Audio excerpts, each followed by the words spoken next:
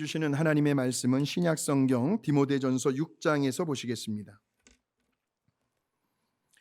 342페이지입니다. 342페이지 디모데전서 6장 11절에서 12절까지의 말씀입니다. 자, 우리 같이 읽겠습니다. 오직 너 하나님의 사람아, 이것들을 피하고 의와 경건과 믿음과 사랑과 인내와 온유를 따르며 믿음의 선한 싸움을 싸우라. 영생을 취하라.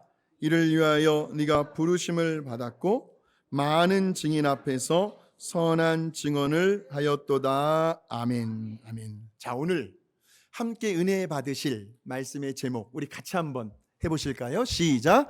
오직 너 하나님의 사람아 하는 거예요. Only you, man of God. 그렇죠? 자, 그런 의미에서 우리 이 시간 옆 사람에게 이렇게 한번 축복해 주셨으면 좋겠습니다. 당신은 하나님의 사람이십니다.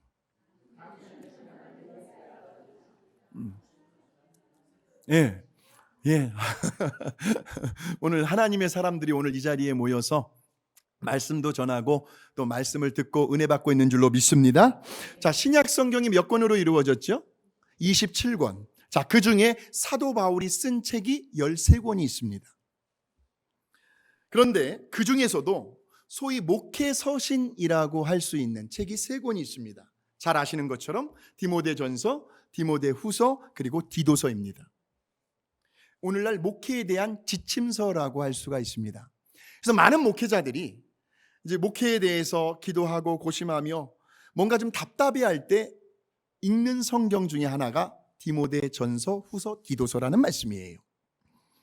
자, 그런데 이 디모데전 후서에는요, 사도 바울이 믿음으로 낳은 아들이 있었습니다. 당연히 누구겠어요? 디모데지요. 그 디모데가 에베소 교회에서 목회를 하고 있을 때 너무나 젊은 나이에 목회 일선에 들어선 겁니다. 저도 37살 때 담임 목회를 시작을 했습니다. 지금 이제 11년이 지나가고 있습니다. 그런데 너무나 철이 없었어요. 괜히 목사람답시고 그냥 어깨에 힘이 잔뜩 들어가가지고요, 뭐 그렇게 막 힘주고 다니면 누가 뭐 알아줄 줄 알고요. 철없는 나이 때였어요. 실수도 많았고요. 디모데가 그랬습니다. 얼마나 목회에 힘들었으면 거기 디모데 전서인가 후서인가 읽어보시면 디모데가 위장병이 걸린 거예요. 소화도 잘 못 시키고. 그래서 이 사도 바울의 마음에요, 뭔가 좀 염려가 되는 부분이 있었습니다. 어린 나이에 담임 목회를 시작했으니까요. 그래서 목회의 선배잖아요, 사도 바울이. 그리고 또 믿음의 아버지잖아요. 그래서 사도 바울은 디모데가 어떻게 하나님의 교회를 목양하고 푸른 초장으로 쉴만한 물가로 좋은 말씀의 꼴을 먹이면서 잘 인도해 가야 하는 거잖아요. 또 어떻게 목회를 할 것인지, 그러면서 하나님의 사람으로서 피해야 할 것이 있고 갖추어야 할 것이 있다라는 것을 지금 권면의 편지를 쓰고 있는 것이 바로 디모데 전서와 디모데 후서입니다. 자, 보세요. 우리들이 신앙생활을 하시면서요, 우리가 어떤 공동체에서 사람과 함께 어울려 어떤 사역 일을 할 때에 언제나 꼭 두 가지의 면을 보게 되죠. 하나는 일을 중요하게 여길 것인가, 다른 하나는 관계를 더 중요하게 여길 것인가 하는 겁니다. 자, 이때 여기서 이 관계라는 것은요, 그 사람의 어떤 인격과 성품이요, 그러면서 다른 사람을 배려할 줄 아는, 그리고 다른 사람을 대하는 그 사람의 자세와 태도를 의미합니다. 그래서요, 그 사람이 가지고 있는 어떤 재능이 있어요, 어떤 실력이 있어요, 어떤 능력이 있어요. 그것도 중요한데요, 그런데 무엇보다도 그 사람의 뭐가 좋아야 할까요? 인간성이 좋아야 한다는 거예요. 사람의 됨됨이가 좋아야 한다는 말씀이에요. 그래야 관계가 원만해질 수가 있습니다. 사실 인간은 만물의 영장이면서 사회적 동물이잖아요. 우리가 다 학교에서 배웠잖아요.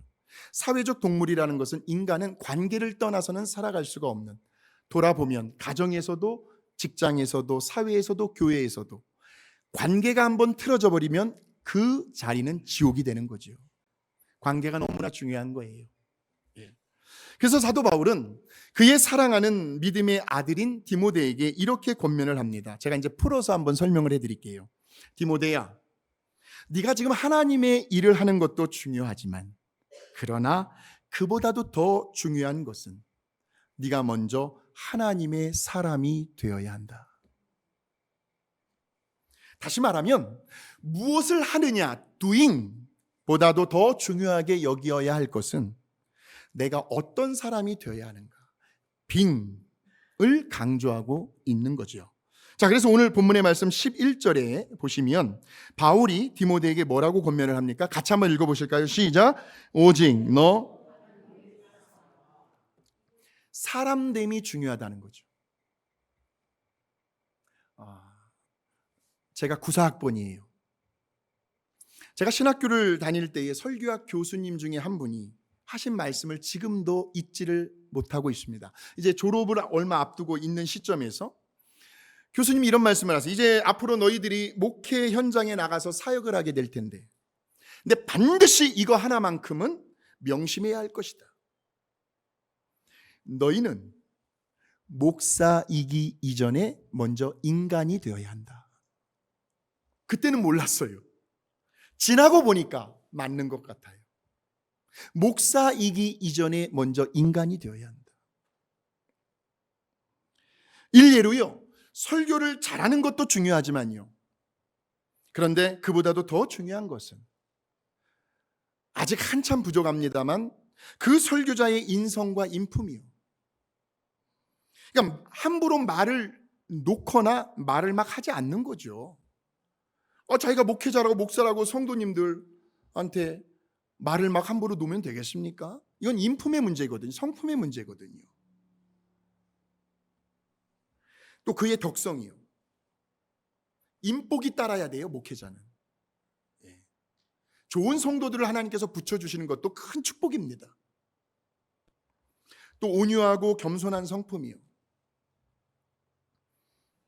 또 성도를 사랑하는 마음이요. 우리 하나님의 마음을 기쁘시게 해드리려고 하는 마음, 그 자세요. 나는 하나님의 종이지 사람의 종이 아니다. 또 우리 하나님의 마음에 합한 사람이 되는 것이 중요하다는 말씀이겠죠. 그래서 여러분들은요, 아직 만삭되지 못한 부족한 저를 위해서 지금까지도 기도 많이 해주셨지만 앞으로도 더 많은 기도를 해주시기를 주의 이름으로 부탁합니다.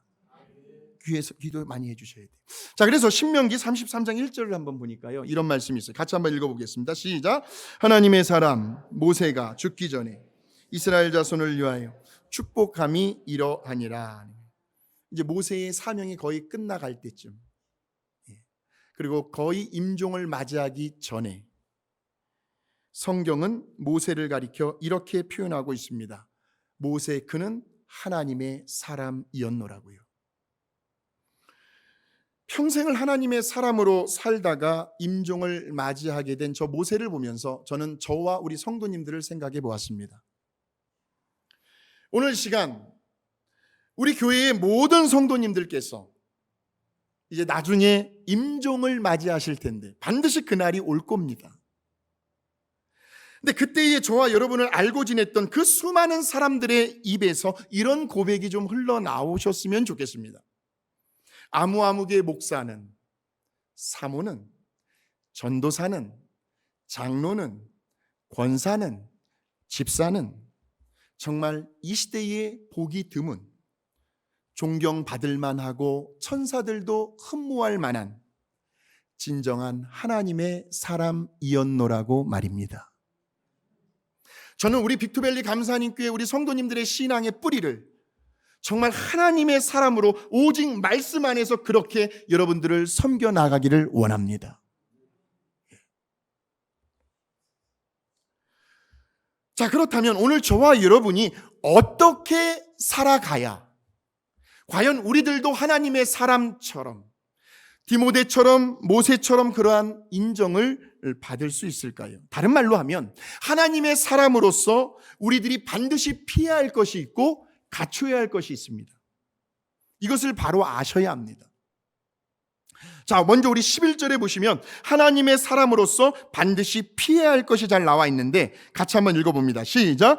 오직 너 하나님의 사람아 이것들을 피하고. 이것들이 뭘까요? 제가 찾았어요. 그것이 바로 5절과 10절에 잘 나와 있는데 먼저 5절의 말씀을 같이 한번 보겠습니다. 5절 시작. 마음이 부패하여지고 이익의 방도로 생각하는 그런 사람들과의 다툼 연합니다 하는 거예요. 초심이 잃어버렸어요. 마음이 변질이 되었습니다. 부패가 되었습니다. 그리고 진리를 잃어버리고 경건을 이익의 방도로 생각하는, 교회 안에서는 절대로 비즈니스 하시면 안 돼요. 성도들을 내 고객 중에 한 사람으로 생각하시면 안 되는 거예요. 이익의 방도로 생각하는 사람들과의 다툼을 피하라는 거. 제가 좀 더 쉽게 풀어서 쓴다면 그들과 말을 섞지 말라는 거예요.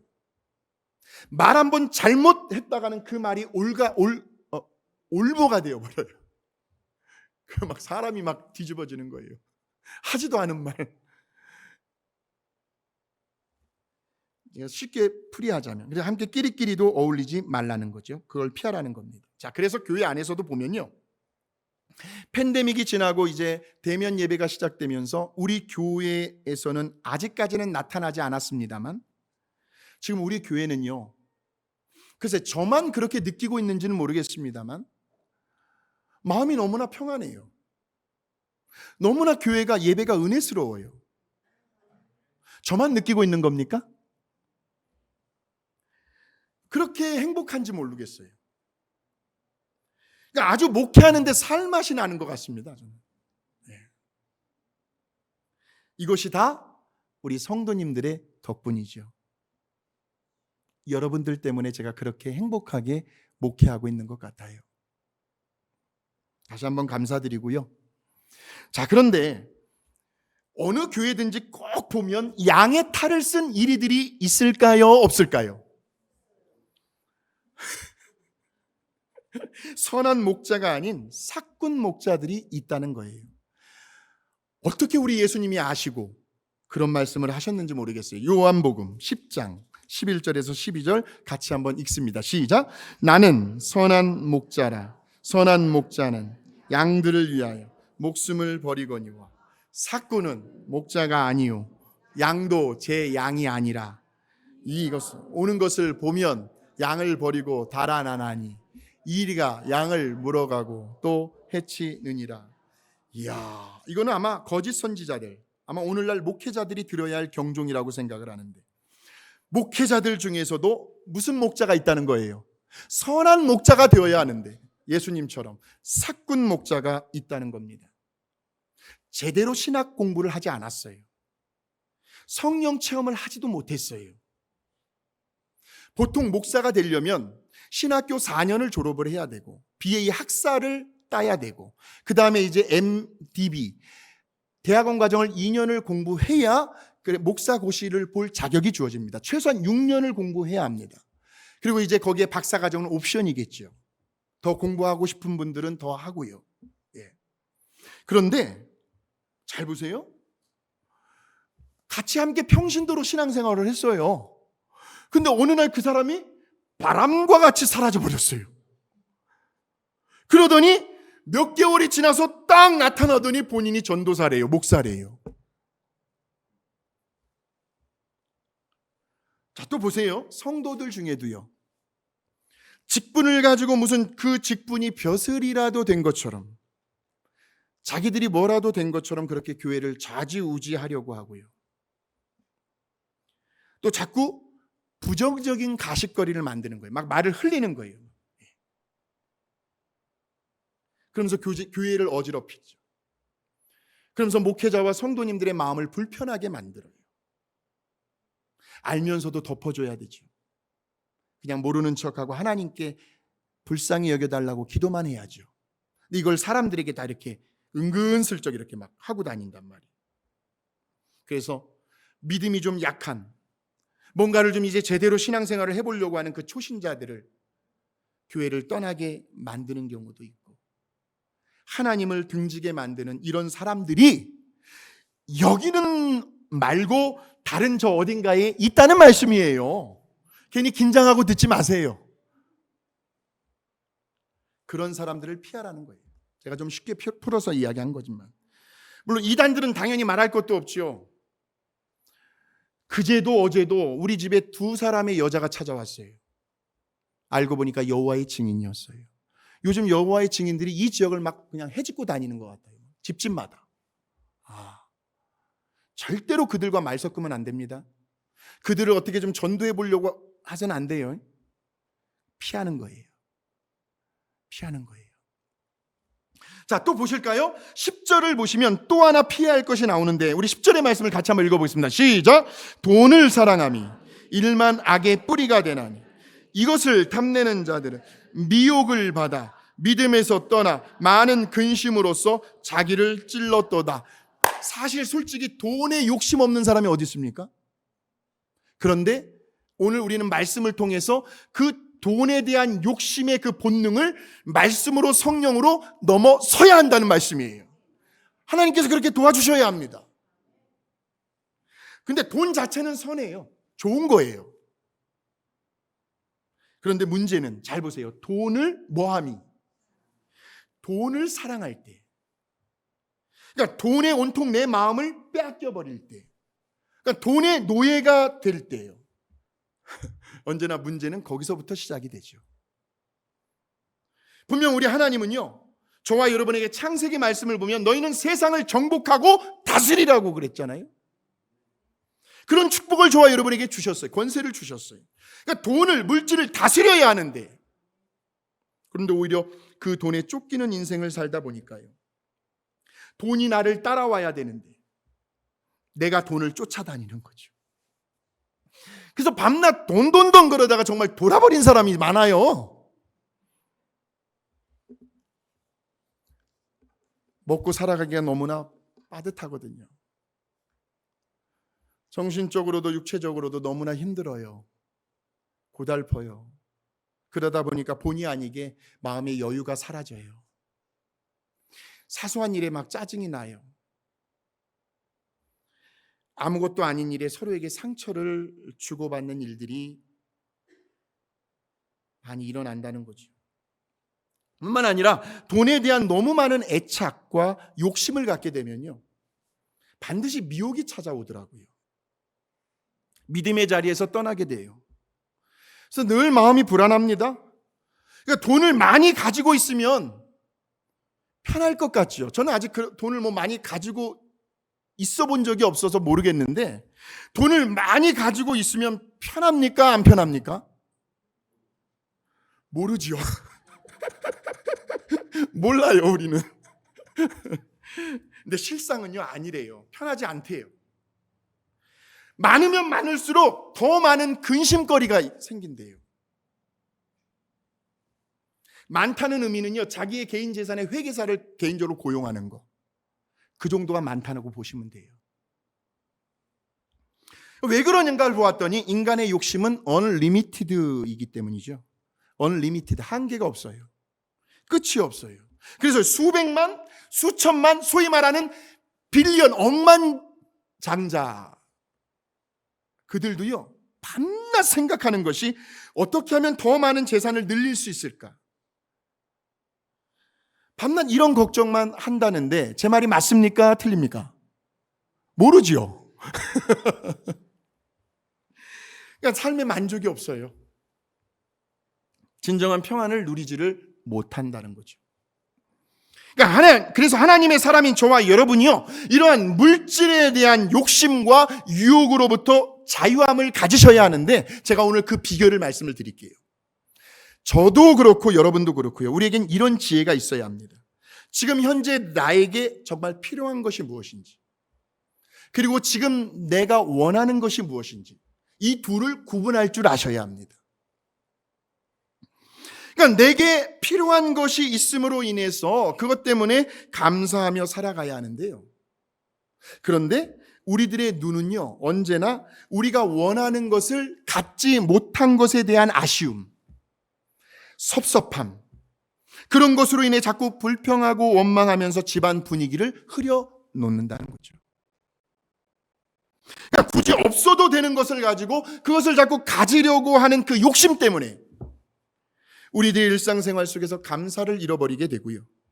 불만을 품고 살아갈 때가 많이 있다라는 겁니다. 그러니까 이것을 피하라는 거죠. 다시 말하면 자족할 줄 알고 감사하고 사는 그것이 하나님의 사람으로서 저와 여러분이 지녀야 할 덕목이요 자세라는 것 기억하십시다. 두 가지를 피하라는 거예요. 하나는 진실되지 못한 거짓, 다른 하나는 욕심입니다. 자, 그러면서 이제 사도 바울은 하나님의 사람으로서 저와 여러분이 갖추어야 할 것이 있다라고 말씀을 하는데 그것이 또 11절에 나와요. 6가지를 갖추어야 합니다. 같이 읽어보시겠습니다. 시작. 의와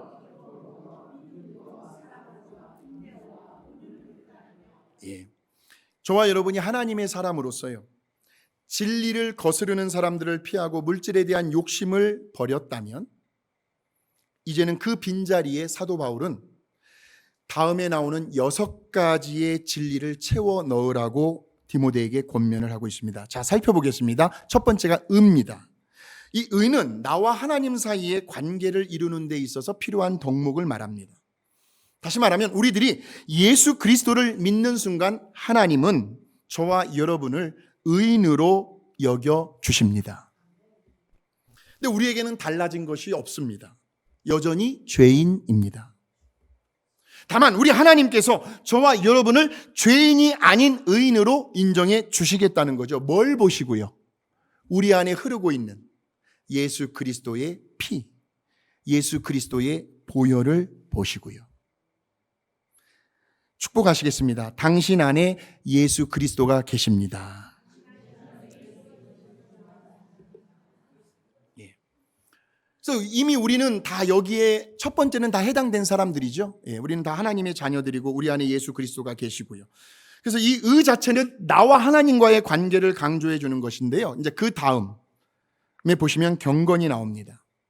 그러니까 우리를 의인으로 인정해 주신 그 하나님을 향하여 다시 말하면 거룩하신 하나님을 닮아가는 우리들의 그 삶의 자세, 태도를 의미하는데요. 한마디로 경건한 삶을 추구하며 신앙생활의 훈련을 통해서 우리 자신을 변화시켜 가는 것을 의미하는데 이것을 경건이라고 말하는 거죠. 하나님과의 관계가 바로 되었어요. 그 다음에는 그 거룩하신 하나님을 닮아가는 경건의 생활, 경건의 훈련에 집중해야 한다는 말씀이고요. 자, 그리고 그 다음에 나오는 믿음과 사랑은요, 어떻게 보면 우리 하나님과의 관계보다는 우리 자신에게, 우리 스스로에게 있어야 할 덕목을 말해주고 있습니다. 그러니까 무슨 말이냐면 믿음이죠, 신뢰죠. 나는 누가 보아도 정직하고 성실하고 신뢰를 받을 만한 사람인가?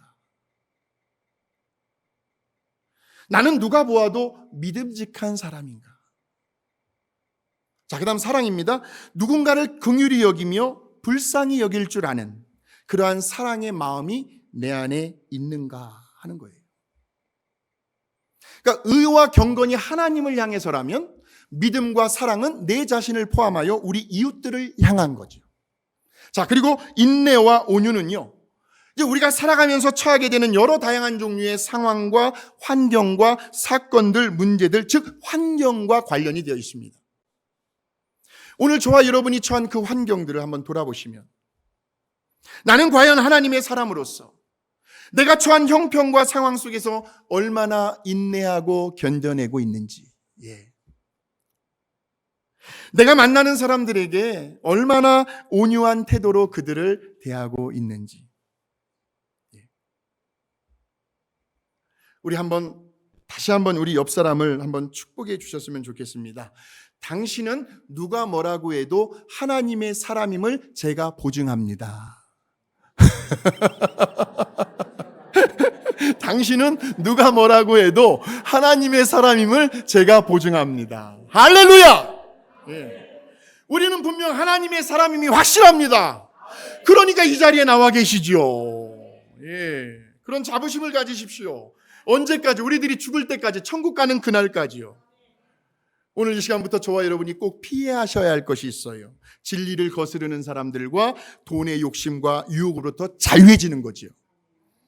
동시에 우리가 갖추고 채워 넣어야 할 것은 우리 하나님을 향하여는 의와 경건이요, 우리 자신과 우리 주변 사람들을 향해서는 믿음과 사랑이요, 그리고 우리 주변의 환경을 향해서는 인내하고 온유할 줄 아는 그런 성품으로 날마다 채워져 가는 저와 여러분이 되시길 주의 이름으로 축복합니다. 그렇게 날마다 이제 경건의 훈련을 이제 쌓아가는 저와 여러분이 최종적인 목적지가 있습니다. 그것이 바로 12절이죠. 자, 우리 12절의 말씀을 같이 한번 읽어보겠습니다. 시작. 믿음의 선한 싸움을 싸우라. 취하라. 이를 위하여 네가 부르심을 받았고 많은 증인 앞에서 선한 증언을 하였도다. 아멘. 결국 모아지는 것은 뭐예요? 증언이죠. 믿음의 선한 싸움을 날마다 싸우시면서 우리 주 예수 그리스도를, 저와 여러분을 만나 주셨고 우리를 지금도 변화시켜 가게 하시는 그 예수 그리스도를 우리들의 일상생활 속에서 말이 아닌 우리들의 삶으로 예수님을 증언하는 그런 증인의 삶을 살아가는 것이 우리들의 경건생활의 하나님의 사람으로서의 최종 목표라는 말씀이죠. 그렇게 인정을 받고 칭송을 들을 수 있는, 그래서 이번 한 주간도 하나님의 사람으로서 하나님의 기쁨과 영광을 위하여 또 사람들에게는 선한 영향력과 덕을 끼칠 수 있는, 그리고 우리 주변에 내가 어떤 형편에 처해 있든지 간에 나는 인내하고 견뎌내며 온유할 수 있는 그러한 저와 여러분이 되시기를 주님의 이름으로 간절히 축원합니다.